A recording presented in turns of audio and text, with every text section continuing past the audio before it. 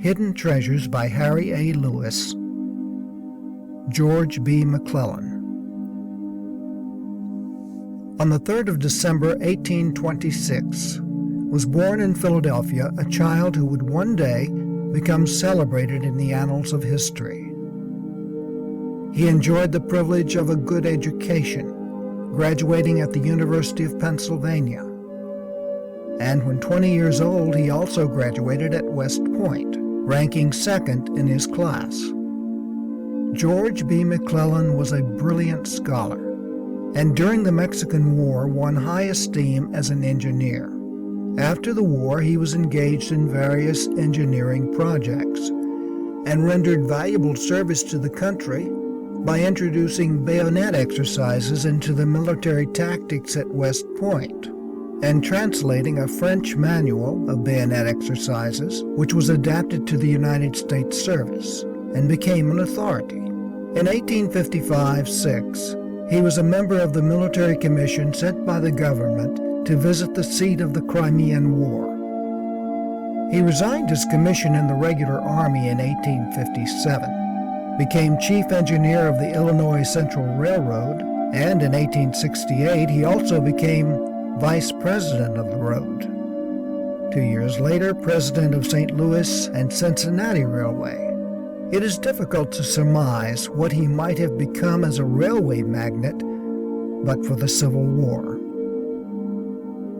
At the outbreak of hostilities, he became the Major General of Ohio Volunteers, and by skillful generalship and bravery succeeded in driving the rebels out of West Virginia, which made him Commander-in-Chief of the Army of the Potomac. General McClellan was overcautious and lingered about Washington with about 200,000 men, drilling and preparing for the battle. Succumbing to popular clamor, he moved out toward Richmond. Then followed the Peninsula Campaign, wherein McClellan was forced to change his base, accomplishing one of the most masterly retreats in the annals of history.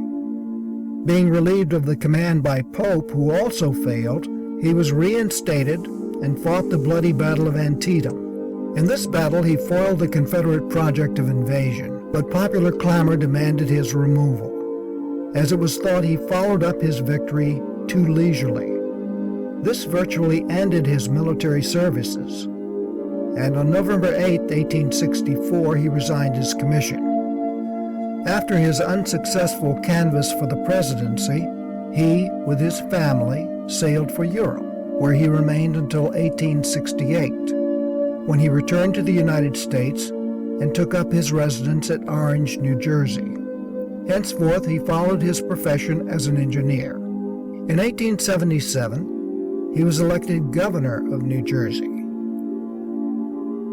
On October 29, 1885, he died at his residence in New York City from the effects of heart disease. We do not propose to pose as a champion of McClellan's wrongs, real or supposed.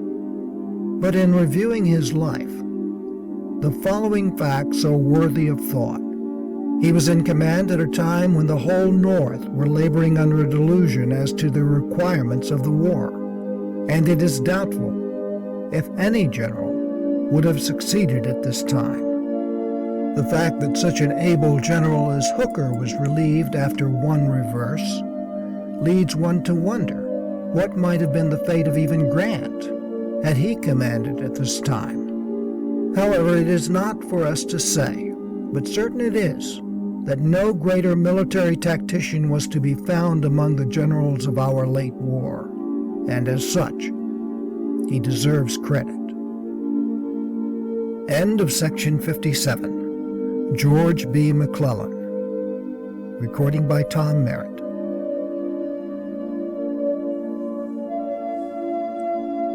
In the fate of even Grant, had he commanded at this time. However, it is not for us to say, but certain it is, that no greater military tactician was to be found among the generals of our late war, and as such, he deserves credit.